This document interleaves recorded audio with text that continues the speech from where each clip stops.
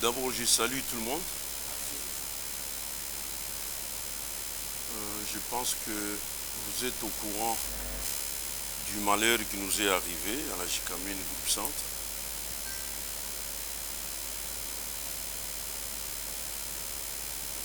Je me suis dit qu'il fallait quand même que je vienne parler pour que la population de Likasi puisse comprendre les soucis que nous avons pour cette JCAMIN.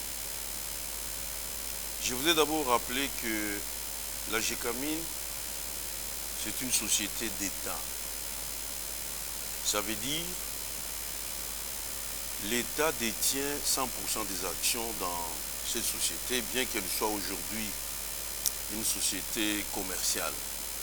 Mais l'État congolais reste propriétaire. Mais qui est l'État congolais? L'État congolais, c'est tout Congolais. Moi et tout le monde, toute la République. Ça veut dire que la JCAMIN appartient aux Congolais. Et que nous ne sommes que des mandataires. D'ailleurs, c'est comme ça qu'on nous appelle. On nous a donné cet objet public à pouvoir gérer à bon escient. Alors, quelque part, je ne peux pas comprendre les efforts qui sont fournis, jour et nuit, pour que nous puissions relever cette société. Mais il y a un groupe de Congolais qui, eux, décident carrément de bafouer les efforts que nous sommes en train de faire. C'est comme ça que je me suis dit, je voudrais réfléchir un peu à haute voix, parce que vous tous vous me connaissez, moi je suis un enfant de Likasi, et c'est même un honneur pour la ville de Likasi que un natif de Likasi, évidemment je ne suis pas natif, mais je ne suis pas né à Likasi, je suis né à Chikolo, oui, mais je suis à Likasi depuis 2 mois après ma naissance, donc quelque part, je suis natif de Likasi. Le président de la République, il a voulu vraiment vous honorer en mettant à la tête de ces sociétés un natif de chez vous, que vous connaissez très bien. Et vous savez ce que j'ai toujours fait, c'est-à-dire privilégier les intérêts communs. Et tout le monde a eu espoir en disant, avec celui-là, nous allons relever. Bon, maintenant, si nous sommes en train de faire des efforts pour relever, et qu'il y a des Congolais qui, eux, ont leur agenda, c'est de détruire, de décourager les efforts que nous sommes en train de développer pour la relance de cette société. Je vais vous dire ceci, ce n'est pas impossible de relever la JCAMIN. C'est possible. Moi, je vous dis, à l'époque, quand j'étais directeur du groupe, je ne pouvais pas peut-être tenir un langage comme ça parce qu'il y avait certains éléments qui m'échappaient. Mais aujourd'hui, je vous dis que c'est moi qui suis à la tête. Je vois les paramètres de marche, les paramètres économiques, les paramètres divers et qui me poussent à dire que c'est possible, ce n'est pas impossible de relever la JCAMIN. Et on ne peut pas relever la JCAMIN avec les usines de Chitourou. Je crois que BISLA, il peut me confirmer. Enfin, il peut confirmer ce que je suis en train de dire. Les usines de Chitourou ont vieilli. Elles datent de 1929. On ne peut pas compter sur ces usines pour pouvoir relever la JCAMIN. Mais nous avons une autre vision. La vision, c'est doter de la JCAMIN des unités nouvelles, modernes, qui répondent aux normes internationales. Des unités de production comme chez nos voisins, c'est-à-dire nos partenaires. Ici à Likasi, je dois vous dire, vous ne pouvez pas comparer Chitourou aux usines de Washington. Vous ne pouvez pas comparer Chitourou aux usines de Chitroumaïni qui est derrière les grains. Vous ne pouvez pas comparer Chitourou aux usines de Capem. C'est impossible. Ces usines-là sont modernes. Nous voulons aussi nous voulons aller vers ces usines-là. Et Dieu aidant, c'est vraiment pour bientôt. Les financements. Nous avons les financements. Maintenant, c'est comment obtenir ces usines. C'est là où nous sommes en train de nous battre. Mais pendant que nous sommes en train de faire cela, il y a nos frères congolais, parce que ce n'est pas un Zambien ou un Angolais qui est venu cisailler à la tronçonneuse les poteaux de la moyenne tension. Je pense que c'est la moyenne tension, c'est ça. C'est les 6600. Voilà. Tronçonner carrément pour bloquer les efforts que nous sommes en train de fournir. Je dois vous rappeler, c'est lui qui a même tronçonné, qui a coupé les poteaux, il doit savoir une chose, que quand la Gécamine est en bonne santé, toutes les affaires d'Elikassi marchent très bien. Parce que quand la Gécamine paye, ça faisait au moins 3 millions de dollars qu'on injectait sur le petit marché des affaires d'Elikassi. Les autres entreprises ici, quand ils payent, vous ne sentez rien. Mais quand la Gécamine paye, vous sentez les mouvements dans la ville. Mais comment pouvez-vous chercher à pouvoir décourager cette entreprise qui est à votre disposition? Et cette Gécamine, elle est ouverte à tout le monde. Moi-même ici, je suis d'un Colomoni, tout le monde le sait, ce n'est pas un secret. J'ai voyé la Gécamine de loin. Je suis allé étudier et j'ai postulé à la Gécamine. On m'a engagé en 1986. Et aujourd'hui, je suis le numéro 1 de la Gécamine. Donc n'importe qui, Congolais qu'il est, il peut le devenir. C'est notre bien. Ce n'est pas normal ce qui se passe. Vous allez couper les poteaux pour gagner quoi?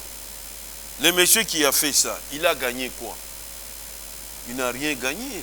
Mais la Gécamine a perdu parce que ça faisait quelques jours d'arrêt. Et c'est un manque à gagner.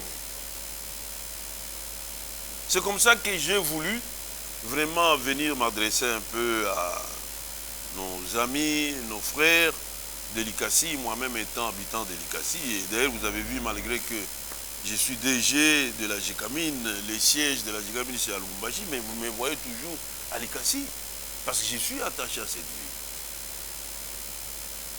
Et je ne pense pas que c'est aujourd'hui que je vais quitter Likassi, je ne pense pas. Vous voyez. Et ça fait vraiment... Parce que même là, à Lubumbashi, il y a des gens qui me disaient, ça c'est mon fief.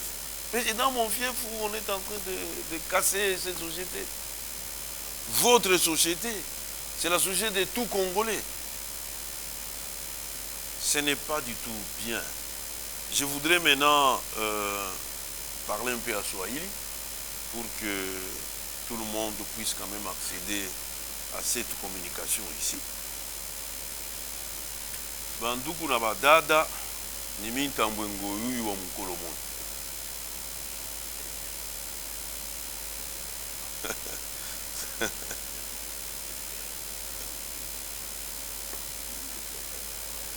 Mina pata sikitiko sana, narudia tena kuku mwe, napata sikitiko sana kwa kuona maefo, nguvu ile tunafanya juu hii Gécamine ilamuke. De manière que ilamuke ifanye fierté ya Chibote. Na wakati Gécamine italamuka, ni kusema marché yote umu Mulikasi. Musoko benye ba homme d'affaires bakanif. Ma affaire ita marché. Mimi na yuwa ma activité yote umu Mulikasi, je suis un enfant de Likasi. Kama Gécamine aine ma société ingine ya banduku yetu aba Mr. Bataya njina. Batabaripa, Bantu, on a baripa quand même à $50, etc. Mais nous payons quand même un salaire acceptable. D'ailleurs, que nous allons améliorer quand on a pandisha la production. On n'a pas améliorer na agent, j'ai quand même à respecter. Maintenant, muntu atoke tu kwake enda kabambe poto ya moto akate. Est-ce que banduku ile kukintu normal? Est-ce que ni kusaidia Republique? Est-ce que ni kusaidia mkubwa ya inchi uye kuna kombana vita juu ya kuweka pemu mkini yetu na kuameliore ma condition ya babita ya Likasi na Congo yote? Est-ce qu'on est en train de l'aider? Mina regrette sana banduku na mina mielezea ya kama mukione muntu kuna sabote vile. Bantu yote Likasi bujo mnikana numero yangu, munite, unanyenforme, nitakupatia na prime. Tunabamba ule muntu, anaenda ku leta na jokipe yake. Parce que ile bintu kuna labisha ni bintu ya leta. Na leta ni mie ni mwe bote. L'État ni muntu wote Congolais, jo l'État. Donc hii jekamini kuna iko na pateni ku Congolais wote. Hakuna ola tasema Congolais atasema jekamini ana yake, hapana. Muntu wote Congolais jekamini ni yake. Mimi shikwake mjekamini. Chimi nengia mjekamini mu 86. Avant 86 mili kuyaka. Chini kuna junguluka paka umu kisha hapa na hapa mimi naingia na mimi mjekamini. Leo hii chef de l'État anapenda ananiweka kukichwa jekamini juu ya kusema ni mtoto wa jekamini, tulamushe jekamini. Maintenant huko unaangalia voisin wako anabeba tronçonneuse anaenda kukata nani, il faut kumdenoncer. Shi tunakupatia makuta. Jo ile kiloko nilikuwa nayo ya kusema parce que ilinyuma sana wakati bei ananiinformer que kama tande na shimama juu muntu mwa alikata poto. Ilinipatia sikitiko sana. Nous allons prendre la première question. Je suis journaliste de la radio communautaire du Katanga, station de Likasi. Nous tenons d'abord à vous remercier parce que vous avez tenu à nous honorer, à nous donner cette primeur de cette information qui jadis nous avons déjà diffusée, mais quand vous venez de parler, nous aimerions vous poser, moi j'ai deux petites questions seulement. Monsieur le DG, nous vous connaissons que vous vous êtes battu pour mettre fin au vol, même au sein de la GKM. Quels sont les mécanismes que vous mettez en place pour décourager de plus en plus ceux-là qui sont allés scier les poteaux? Au moment où nous savons que la GKM a la garde industrielle, la GKM fait recours aux services de sécurité, notamment la police et même l'armée.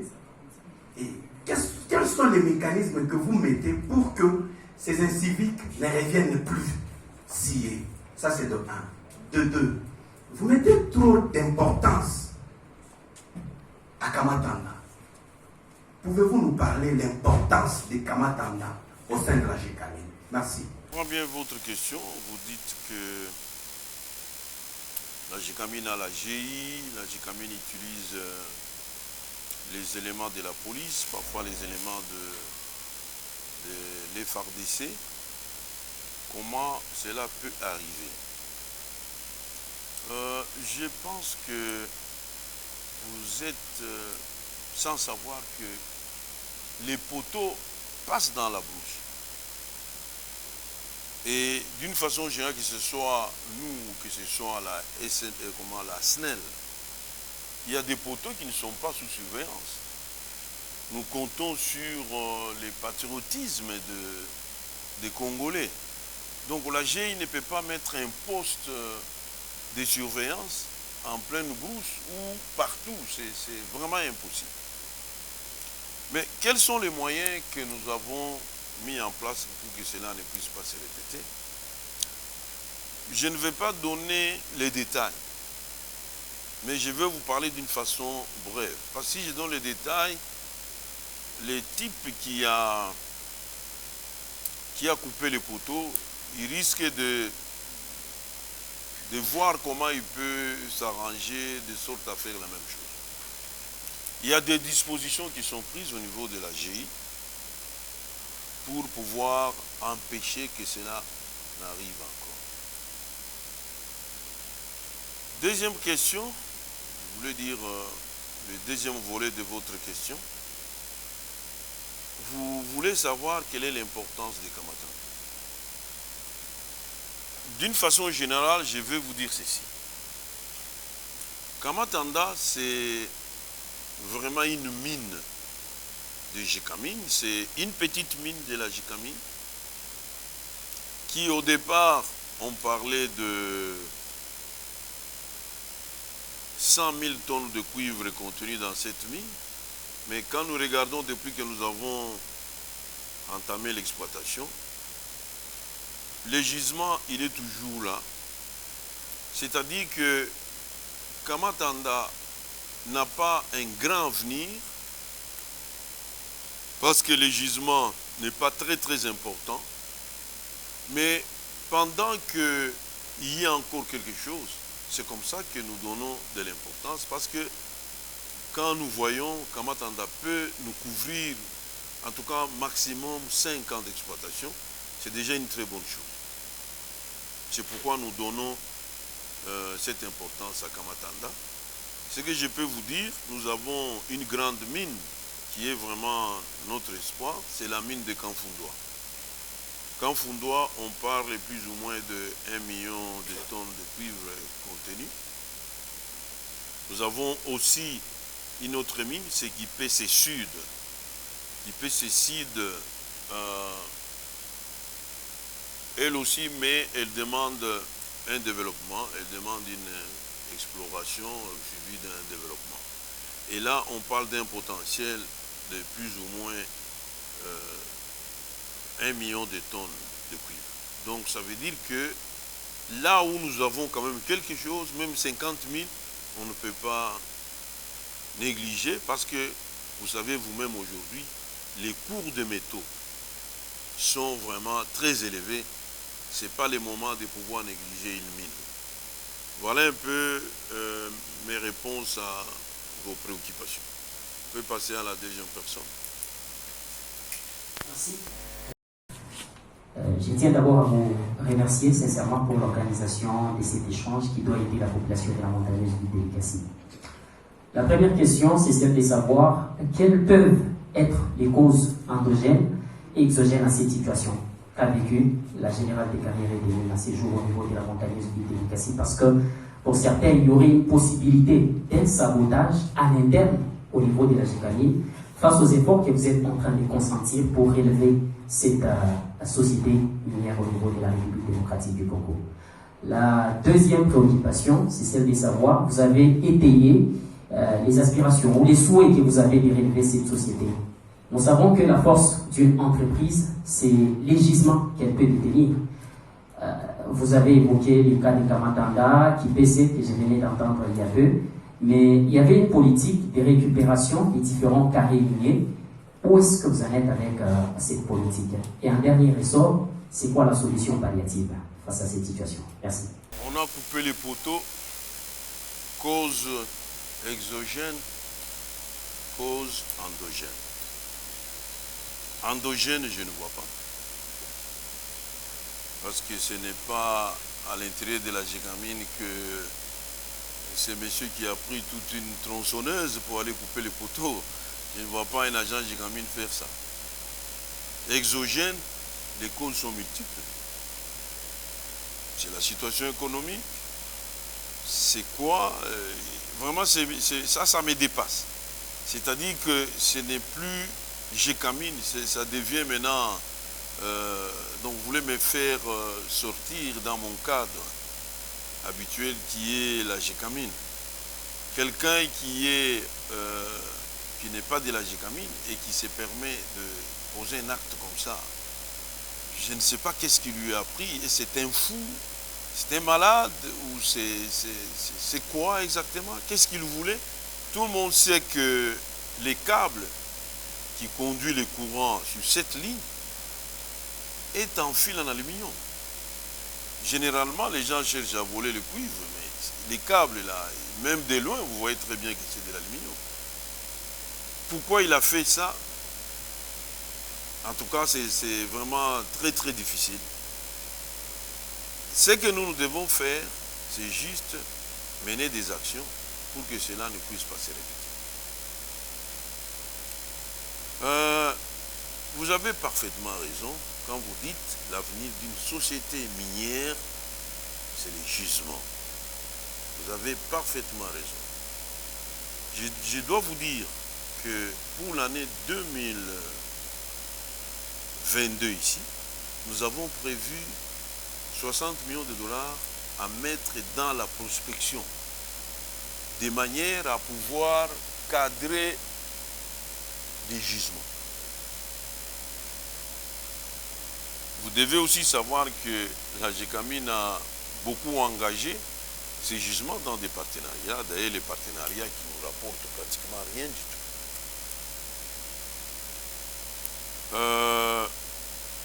Nous sommes vraiment déterminés à faire cette prospection pour augmenter nos ressources. Vous avez suivi aussi qu'il y a eu une pratique à la GECAMIN, une nouvelle pratique que nous n'avons jamais connue, c'est la vente des remblais. Les remblais, ce sont des ressources de la GECAMIN. C'est la richesse de la GECAMIN. On ne peut pas vendre ça. Quand on vend un remblai, c'est-à-dire, c'est exactement comme, comment je peux dire, c'est-à-dire sacrifier la GECAMIN. C'est ce que ça veut dire. Et cette pratique a commencé à partir d'un certain moment. Sinon, ce n'est pas dans les habitudes de la GECAMIN de vendre ses ressources minières. Et nous avons beaucoup perdu, ce qui est grave. On est allé même à vendre les remblais extraits fraîchement de nos mines, Kanfundoa et Kamatanda. Là, c'était la fin de la GECAMIN, c'est mettre vraiment fin à la GECAMIN. Cette pratique, nous avons arrêté pour pouvoir préserver nos réserves. Je peux vous dire que nous avons récupéré de justesse une concession minière très importante à Kolwezi et qui constitue aujourd'hui l'avenir de la GECAMIN. C'est-à-dire, nous devons d'abord avoir très vite une usine métallurgique à Kambov pour la GECAMIN qui va être alimentée par Kanfundoa et Kipese. Et nous aurons une deuxième usine à Kolwezi qui sera alimentée par ces gisements-là. Et les deux usines vont nous amener à une production de plus de 100 000 tonnes de cuivre par an. Et ça va donner une très bonne santé économique à la GECAMIN. Vous avez dit la récupération des gisements. C'est vrai, c'est notre intention de récupérer certains gisements. Mais il y a eu des contrats qui ont été signés. C'est-à-dire, nous sommes en train d'étudier comment casser ces contrats pour nous permettre de récupérer certains gisements. Je crois que vous êtes au courant de ce qui se passe avec TFM. Si vous nous voyez attaquer TFM, c'est dans nos droits. Suivant la convention qui nous lie avec TFM, parce que je préfère quand même éclairer l'opinion, TFM a démarré en 1996 avec des réserves de l'ordre de 2 500 000 tonnes de minerais.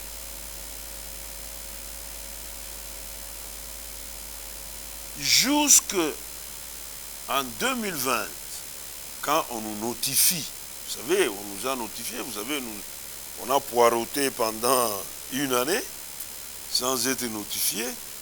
Et puis en juin 2020, on nous a notifié. Et nous sommes entrés en fonction. Quand nous sommes entrés en fonction, nous avons regardé TF1. Nous avons regardé la production de TF1. Nous nous sommes dit, ce n'est pas possible. Les niveaux de production que TF1 a atteint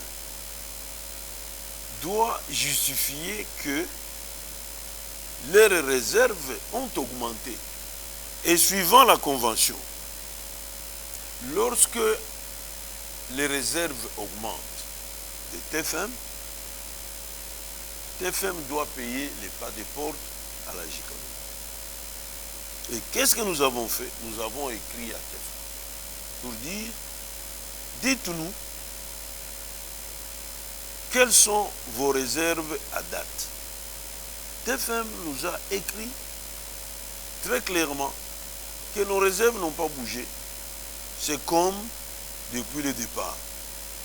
Là, nous nous sommes dit, il y a un problème. Alors, nous avons fouillé et nous nous sommes rendus compte que TFM est à 180 millions de tonnes de minerais comme réserve. Ne me demandez pas la source. Parce que nous nous sommes battus pour avoir ces informations. Quand vous faites 180 millions de tonnes moins 2 500 000, multiplié par $12, calculez ce que TFM doit nous payer. C'est ça la guerre avec TFM. Vous voyez? Et dans TFM, nous allons tout faire pour que nous puissions capitaliser ces montants. Ça veut dire nous devons augmenter nos parts dans ces partenariats.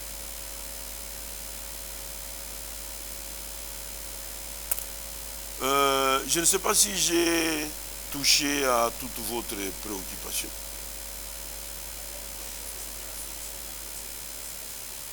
Je vous ai dit, la solution, on ne peut pas faire autrement. Nous allons seulement renforcer la surveillance. C'est ça la solution. La justice, ce n'est pas la première fois que vous interpellez. Ce n'est pas la première fois que la Gécamine arrête. On nous présente même des voleurs. Mais au retour, nous voyons ces gens qu'on nous a présentés circuler librement. Aujourd'hui, c'est bien bon, on peut dénoncer.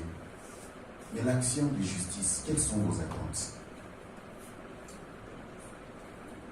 Deuxième question, monsieur le DG, puisque vous avez ouvert la brèche par rapport à la production. Vous avez tout à l'heure dit que les usines des Chiteauroux ont vieilli. Les grands I, SX n'auront donc servi à rien pour augmenter la production. La troisième préoccupation, par rapport au remblai, la vente des remblais, vous confirmez que c'est arrêté. Mais je peux vous donner deux exemples. Il y a KO1 et KO5. Le centre continue toujours à exploiter.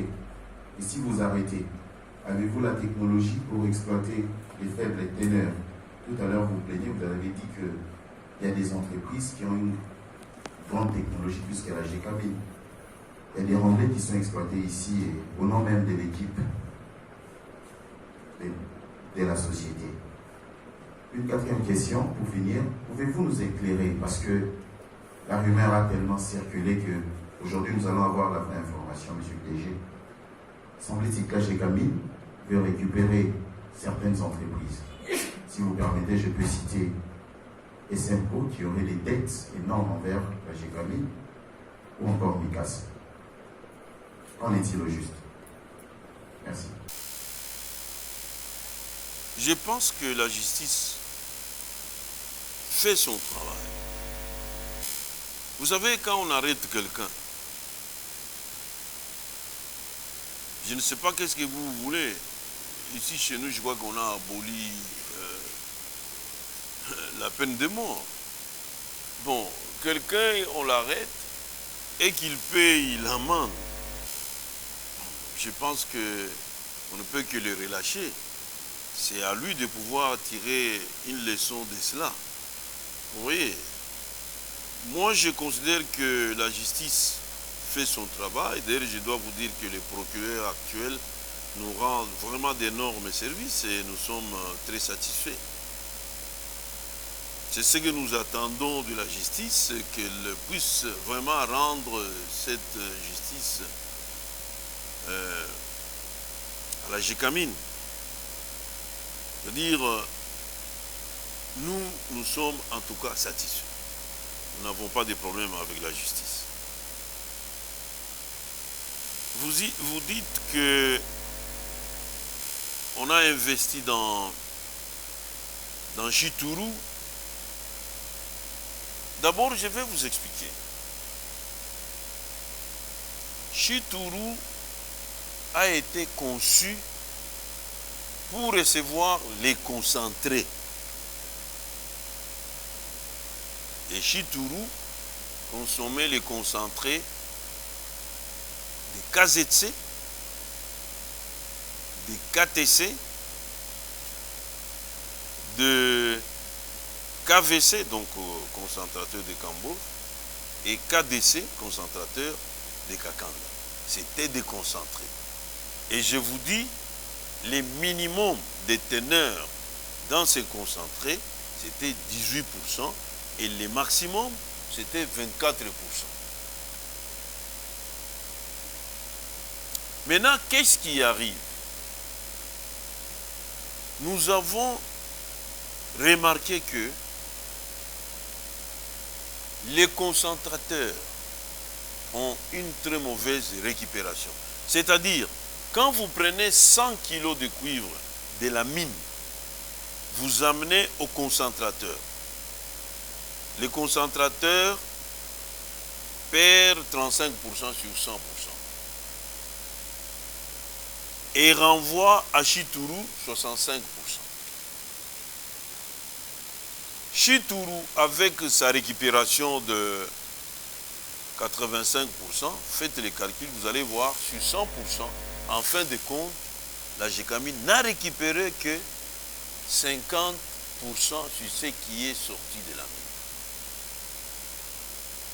La preuve, aujourd'hui, tout ce que Gécamine avait développé comme rejet, c'est devenu de la matière première pour les usines modernes. Si nous devons continuer avec Chitourou, c'est-à-dire nous devons démarrer nos concentrateurs et envoyer chaque fois 35% de ce que nous prenons de la mine. Est-ce que c'est bien réfléchi? Le problème, c'est que la Gécamine devait s'adapter très vite, mais il n'a pas eu le temps de le faire. En fait, la Gécamine avait bien réfléchi. Il fallait prendre une partie des gisements, mettre dans les partenariats, pour que les partenaires nous aident à relever la Gécamine, à financer la Gécamine, pour que la Gécamine ait des usines modernes. Je vous donne toujours le cas de TF1. Démarré en 1996, et on a eu les dividendes pour la première fois l'année passée.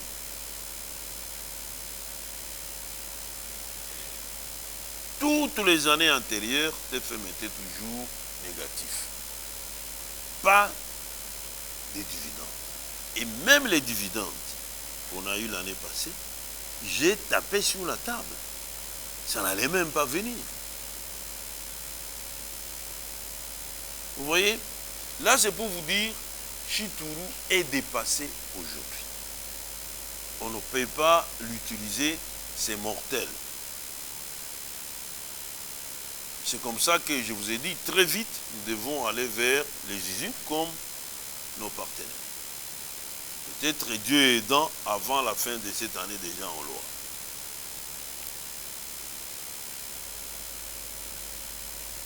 Je vous dis, les remblais, on a arrêté. La vente des remblais, aujourd'hui, on ne vend plus les remblais. Dans Kanfundoa, dans Kamatanda, on ne vend plus. Maintenant, il s'est fait que il y a eu des contrats qui ont été signés sur certains remblais qui ne font pas partie de Kamatanda et de Kanfundoa. Ces contrats continuent. mais ne peuvent pas être renouvelés. Si vous voyez, vous avez cité des sociétés ici, je peux vous dire, dès qu'ils terminent, c'est fini, on ne va plus encore signer d'autres contrats pour les remplir.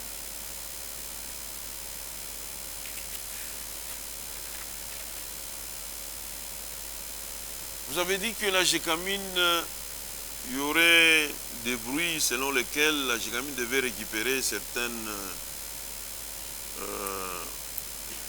entreprises locales ici. Non, c'est un faux bruit. La GECAMIN n'a pas cette intention. Mais est-il que, comme je vous dis, la plupart de nos partenaires ne sont pas corrects avec nous. C'est le cas de SMCO, comme vous avez dit.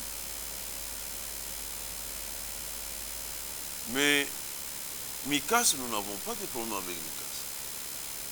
Aucun problème à ma connaissance. Nous avons au contraire de très bons rapports.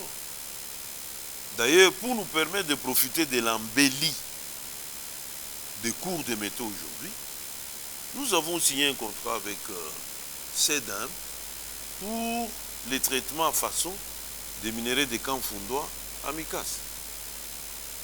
Et bientôt, nous allons alimenter aussi Washington. Nous allons signer, je pense que je vais signer le contrat la semaine prochaine pour alimenter aussi Washington. Nous profitons aussi de bon état de leurs usines pour leur donner nos minéraux, comme vous appelez faible teneur. Vous savez, faible teneur, c'est un terme, je ne sais pas comment je peux vous expliquer en tant que métallurgiste, et je dois vous dire que ces teneurs-là ont toujours existé. Hein. Ce n'est pas seulement aujourd'hui où on voit les gens qui viennent de partout la République pour venir chercher des faibles teneurs. Les faibles teneurs ont toujours existé. Et nous les avons toujours traités. C'est-à-dire, ces faibles teneurs, on faisait des mélanges dans les concentrateurs et on concentrait. Quand vous allez à la mine, vous allez voir qu'il y avait différents stocks de, disons, différents remblais avec des teneurs et on faisait ce qu'on appelle les bedding pour pouvoir faire des mélanges et avoir la teneur de coupure et alimenter les concentrateurs. Nous avons toujours eu les faibles teneurs et on les a toujours consommés. Permanente de la radio-télévision nationale congolaise à Lukassi. Vous avez dit qu'il y a certaines choses que vous avez pu relever au sein de la GECAMIN, mais il y a 30 ans, je me souviens encore, qu'il y a les agents de la garde industrielle, la GI, de la GECAMIN, qui étaient pratiquement des agents paramilitaires. On voyait ces agents ici, sur terrain, intervenir même dans nos quartiers. Quand on avait un problème la nuit, un peu la GI, au détriment des autres sociétés de gardiennage. Nous voyons que ces gens ne sont pas vraiment formés. Vous faites appel à eux dans des hôpitaux, dans des usines, mais est-ce qu'ils ont reçu la même formation que la garde industrielle? Ne pensez-vous pas qu'il est temps de relever aussi ce côté-là afin que la sécurité soit assurée? Merci. Il y a 30 ans, la GI, quand vous dites 30 ans, moi je dirais même plus, c'est plus de 30 ans. Dans les années 60, la garde industrielle, c'était pratiquement une police avec des armes. C'était pratiquement des paracommandos qu'on entraînait ici. Et vous comprenez qu'avec ce qui s'était passé ici chez nous dans les années 60, je veux dire la sécession, l'État congolais ne pouvait pas accepter que la GECAMIN, une société de l'État, puisse avoir une police parallèle à la police nationale. C'est pourquoi l'État propriétaire de la GECAMIN avait demandé à la GECAMIN, n'est-ce pas, de transformer sa garde industrielle en réelle garde industrielle. C'est-à-dire l'appel à la police ou éventuellement à l'armée dans la mesure où la situation est devenue très difficile. Donc la GI ne sera jamais comme la police, c'est une garde industrielle. Mais elle sera très souvent accompagnée de la police. Parce qu'on ne va pas faire une police parallèle.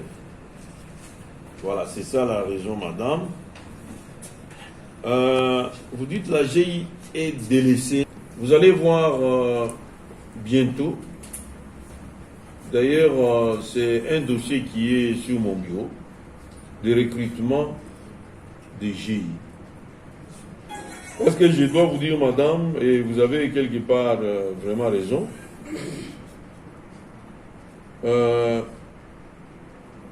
un privé ne peut pas avoir la même efficacité que la garde elle-même. Si nous avons fait appel au privé, c'est tout simplement parce que nos effectifs de la garde industrielle sont vraiment faibles, et aussi il faut regarder nos éléments de la garde, ils ont vieilli. Parce que l'âge moyen à la GECAMI, c'est 56 ans. Donc nos gardes ont vieilli. C'est comme ça que nous faisons appel aux maisons privées qui, eux, nous présentent des jeunes. D'ailleurs, nous espérons recruter parmi ces gens-là pour que nous puissions les former. Et comme ça, ils pourront nous garantir une bonne protection de notre patrimoine. Voilà, j'espère que j'ai... Voilà.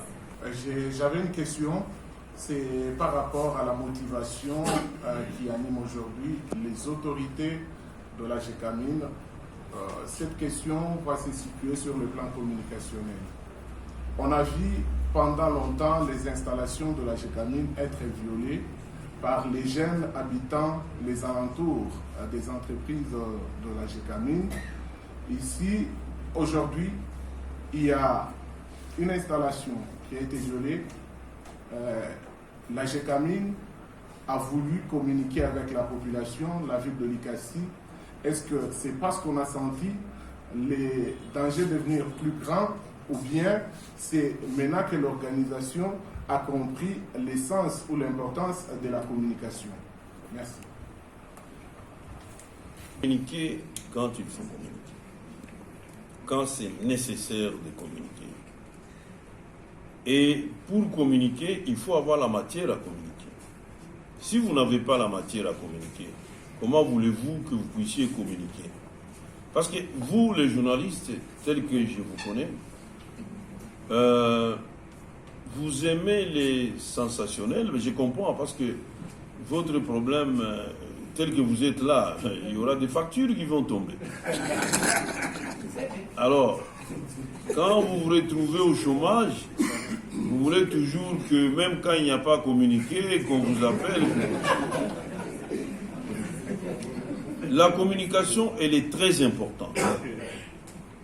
Vous voyez par exemple l'événement que nous sommes en train de décrire ici, l'événement malheureux. C'est pourquoi vous avez vu, je me suis déplacé. Chaque fois quand c'est important, moi je viens m'adresser, disons, à la population de Likasi. Parce que cette population, moi je considère, moi-même je fais partie de cette population. Et je suis convaincu que cette population peut m'accompagner. C'est pourquoi je viens vers cette population. Il y a, je peux dire, pratiquement peut-être 7 ans, quand nous avons démarré les petits HIP à Chitourou, je m'étais adressé à la population et cette population m'avait aidé. On nous avait volé des pompes, etc. Quand je m'étais adressé à la population, j'avais eu le soir un coup de téléphone. Et qui me dira,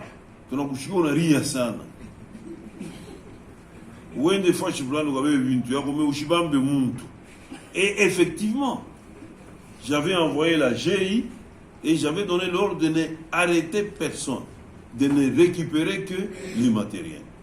Vous voyez, ça veut dire, j'attends de cette population quelque chose. C'est-à-dire, quand c'est nécessaire, je m'adresse à la population. Quand ce n'est pas nécessaire, je ne peux pas m'adresser.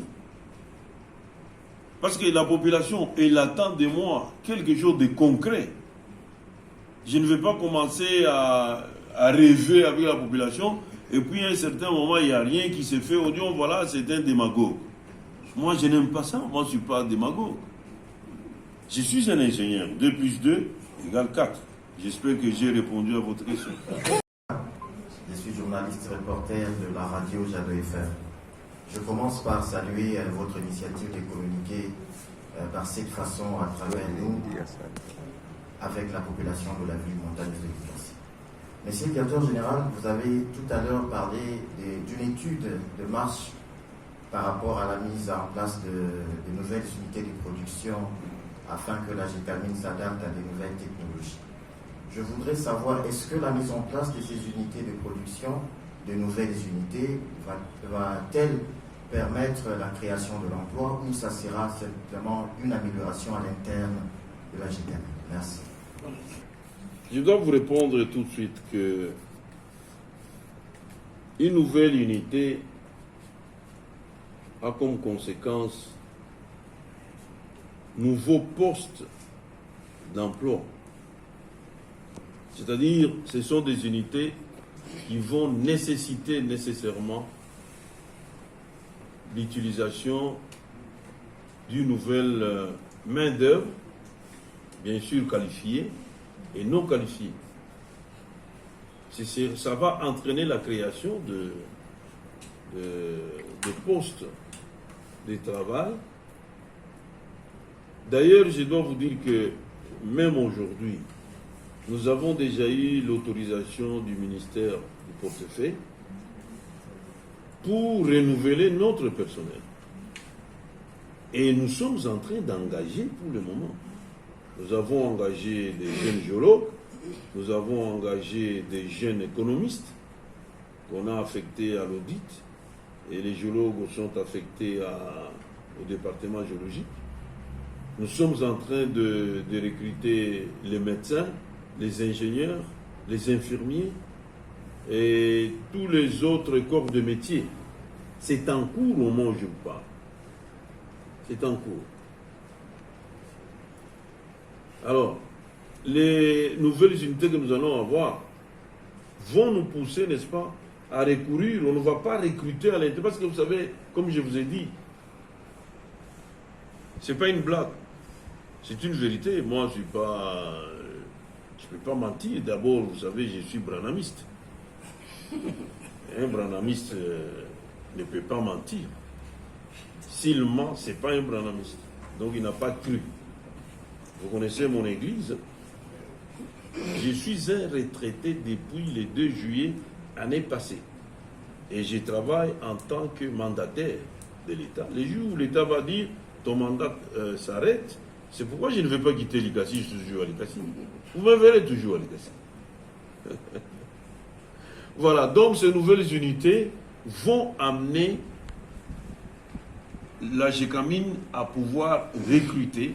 Je ne peux pas dire massivement, mais il y aura des recrutements qui vont se faire pour pouvoir... Et puis il y aura vraiment des formations.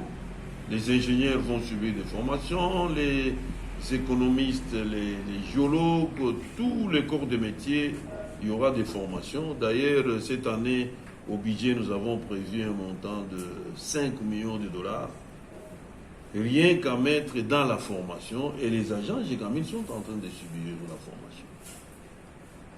Voilà, je crois que j'ai pu quand même répondre à nos collègues de la Gécamine.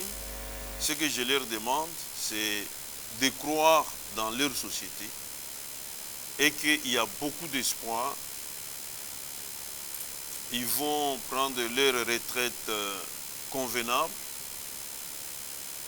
et ils vont avoir une sortie honorable parce que nous sommes vraiment déterminés à pouvoir relancer cette société. Et je les remercie pour tous les sacrifices qu'ils sont en train de faire dans cette situation qui n'est pas du tout très bonne. Et je les salue tous. Voilà. Profiter de l'occasion dû à ni adresser moi Jean Jekamine. Jean Jekamine Samiye. Minami lomba mukwena espoir mingi mu société yenu. Parce que mini konaona kule tukunaenda kuko espoir sana. Bale batenda mu retraite 100 000 batatoka avec honneur parce que nous allons payer. Je sais que Bengine Batasana, bon, CNSS, non, CNSS, tu as déjà prévoir cette année, tout arrive pas pour CNSS, pour que les bandoukouyé tout, barienda, bapate, makuta pour CNSS, batanja kupata tout a mourir par CNSS. C'est prévu, mon budget aïe, mois kaï 2022, tout arrive pas CNSS. Tout le monde makuta moi qui fique, tout arrive pas CNSS, du bandoukouyé tout, bekale, na salama, mon retraite yabo. Na mina milamukia nguvu sana mwe batoto ya minye